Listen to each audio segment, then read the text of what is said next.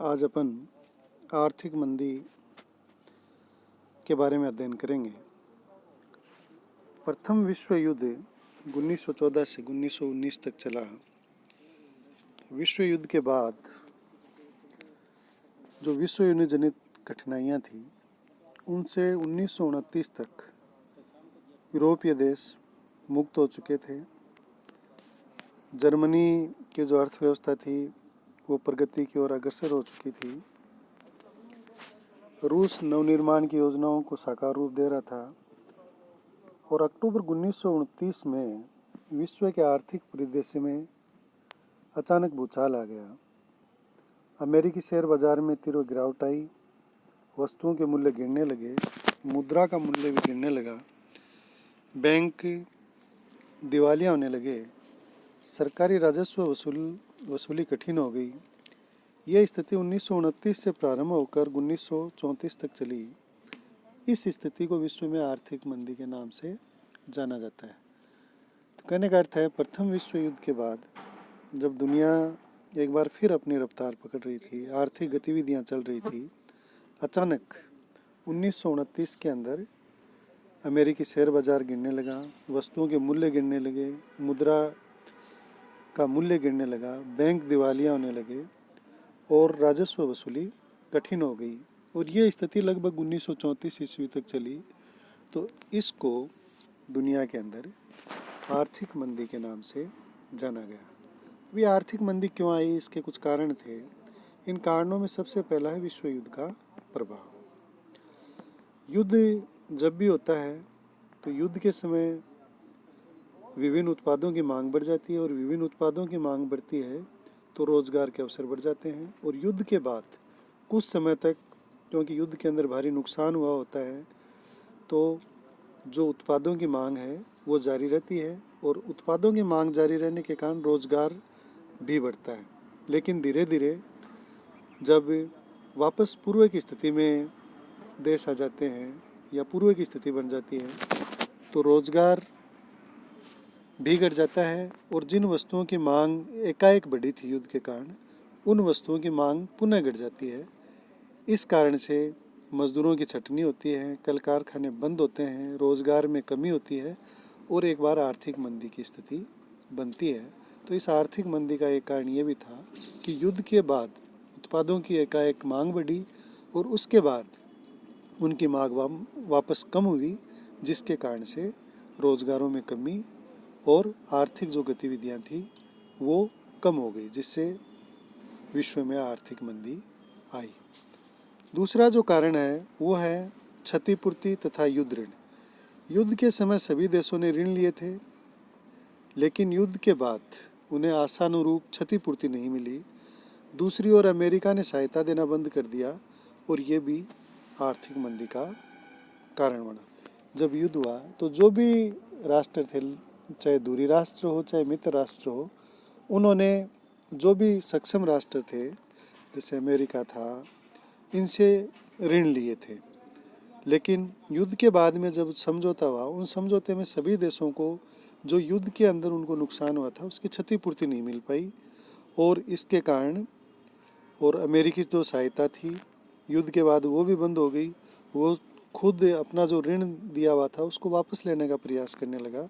ये भी एक कारण रहा जिसके कारण आर्थिक मंदी आ गई। तीसरा जो आर्थिक मंदी का कारण है वो है कृषि तथा उद्योगों का मशीनीकरण। युद्ध काल के अंदर जब उत्पादों की मांग बढ़ी तो कृषि तथा उद्योगों में यंत्रों का प्रयोग प्रारंभ हो गया और जब तक उत्पादों की मांग बढ़ी रही तब तक वहाँ मजदूर भी रहे। लेकिन जैसे ही मांग घटी तो मजदूरों की जो संख्या है उनको घटानी पड़ी और उनकी छंटनी करनी पड़ी। इससे बेरोजगारी बढ़ गई और ये बेरोजगारी भी जो आर्थिक मंदी है उसका एक कारण बन गई। चौथा जो कारण है वो क्रय शक्ति में कमी। यूरोप के देशों में उत्पादन बढ़ा, कृषि और जब कल कारखानों के अंदर मशीनीकरण ज़्यादा हुआ तो उत्पादन बढ़ गया, लेकिन बेरोजगारी भी बढ़ गई और इससे लोगों की जो क्रय शक्ति है वो कम हो गई।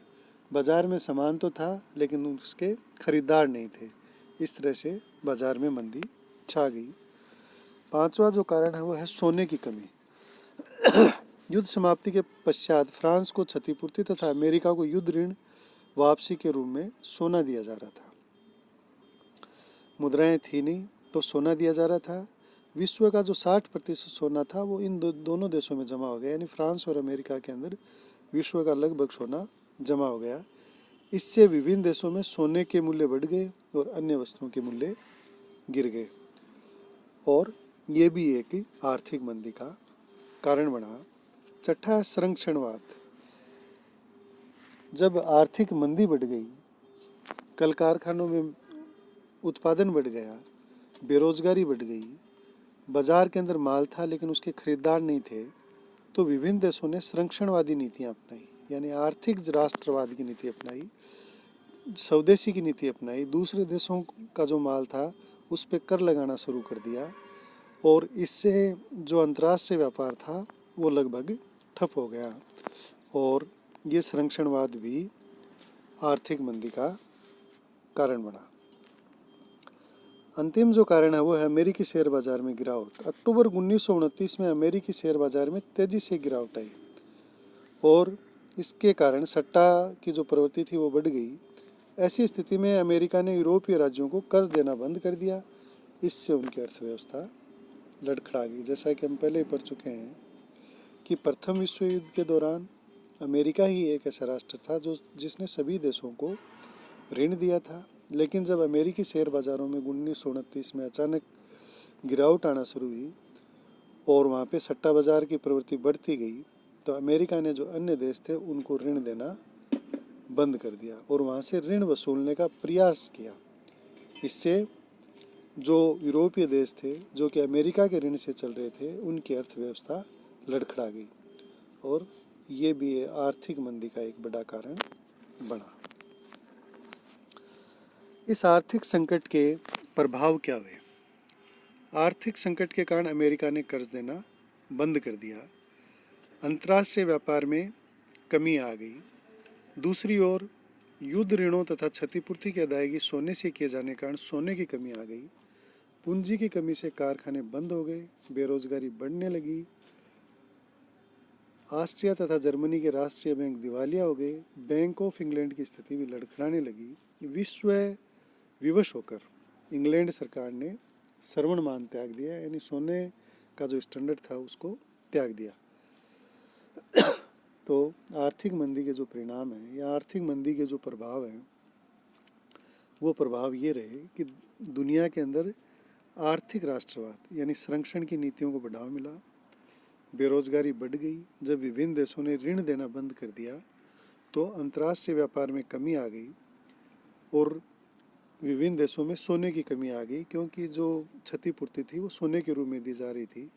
पूंजी की कमी हो गई और पूंजी की कमी होने के परिणाम स्वरूप कारखाने बंद हो गए और जिससे बेरोजगारी बढ़ गई। विभिन्न देशों के राष्ट्रीय जो बैंक थे वो बैंक दिवालिया हो गए, क्योंकि जब लोगों को ये पता चला कि आर्थिक स्थिति खराब है तो लोगों ने अपना पैसा वापस निकालना शुरू कर दिया। आर्थिक मंदी से निपटने के लिए फ्रांस ने यूरोपीय संघ के निर्माण का प्रस्ताव रखा। राष्ट्र संघ ने भी प्रयास प्रारंभ किए, लेकिन अमेरिका द्वारा सहमत न होने के कारण ये प्रयास विफल हो गए और 1934 तक जैसे आर्थिक मंदी धीरे धीरे समाप्त हो जाती है, वैसे ही ये आर्थिक मंदी भी समाप्त हो गई। आर्थिक मंदी के परिणाम। आर्थिक मंदी के विश्वव्यापी परिणाम हुए। पहला है आर्थिक राष्ट्रवाद तथा संरक्षणवाद की नीतियाँ, यानी सभी देशों ने आयात पर प्रतिबंध लगाए एवं कर बढ़ा दिया। यानी आयात जो करते थे उस पर प्रतिबंध लगा दिया और जो वस्तुएं बाहर से आती थी उन पर कर बढ़ा दिया, जिससे बाहर की वस्तुएं महंगी हो गई और देश की वस्तुएं सस्ती हो गई। इससे आर्थिक राष्ट्रवाद को बढ़ावा मिला और देश की जो वस्तुएं थी वो ज़्यादा बिकने लगी।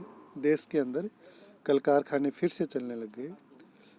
तो ये जो आर्थिक राष्ट्रवाद और संरक्षणवाद है, ये आर्थिक मंदी का परिणाम था।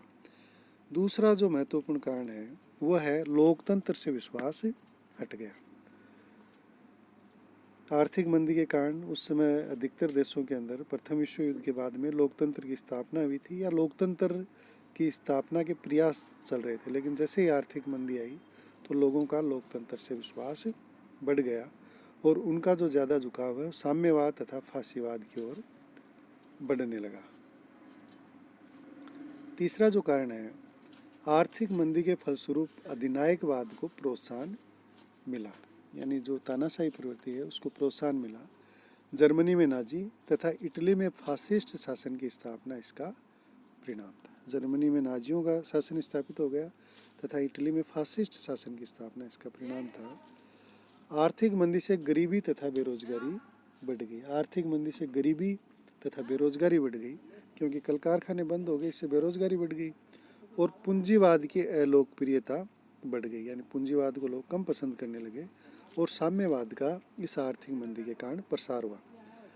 साम्यवाद की बढ़ती लोकप्रियता से आतंकवादी पूंजीवादी राज्यों ने फासिस्ट राज्यों के प्रति तुष्टीकरण की नीति अपनाई और उसका परिणाम था द्वितीय विश्व युद्ध। यानी जब साम्यवाद की लोकप्रियता बढ़ने लगी तो जो पूंजीवादी राष्ट्र थे उन्हें फासिस्टवादी जो शक्तियाँ थी जैसे हिटलर और मुसोलिनी, उनके प्रति तुष्टीकरण की नीति अपनाई और उसका परिणाम हुआ दूसरा विश्व युद्ध। इसी का परिणाम था जापान में सैन्यवाद का उदय हुआ। सैनिक विजय द्वारा आर्थिक मंदी दूर करने के लिए इटली ने अबिसीनिया पर आक्रमण कर दिया। इसी प्रकार जापान ने मंचूरिया पर अधिकार कर दिया। यानी जो आर्थिक मंदी आ रही थी उसको दूर करने के लिए विभिन्न राष्ट्रों ने दूसरे राष्ट्रों को अपने अधीन करके और अपनी पूंजी बढ़ाने का प्रयास किया। उसी का परिणाम था कि इटली ने अबिसीनिया पर, जापान ने मंचूरिया पर और जर्मनी ने चेकोस्लोवाकिया, पोलैंड और अन्य राष्ट्रों पर आक्रमण किए और जिसका परिणाम रहा द्वितीय विश्व युद्ध की शुरुआत। व्यापार तथा उद्योग में राजकीय नियंत्रण में वृद्धि हुई, यानी व्यापार तथा उद्योग में अब राजकीय नियंत्रण बढ़ गया, यानी राज्य के अनुसार व्यापार तथा उद्योगों का संचालन शुरू किया गया। आर्थिक मंदी के परिणाम स्वरूप श्रम कल्याण संबंधी योजनाएं प्रारंभ की गई, यानी जो श्रमिक थे उनके कल्याण के लिए जो योजनाएं थी वो आर्थिक मंदी के फलस्वरूप शुरू की गई, क्योंकि आर्थिक मंदी का जो सबसे ज़्यादा प्रभाव है वो मजदूर वर्ग और गरीब वर्ग पर पड़ा, जिससे उनके कल्याण के लिए योजनाओं का शुरुआत की गई। इन सब कारणों और परिणामों और प्रभावों से स्पष्ट है कि आर्थिक मंदी विश्व के इतिहास की एक महत्वपूर्ण घटना थी जिसने संपूर्ण विश्व को अस्त व्यस्त कर दिया था। धन्यवाद।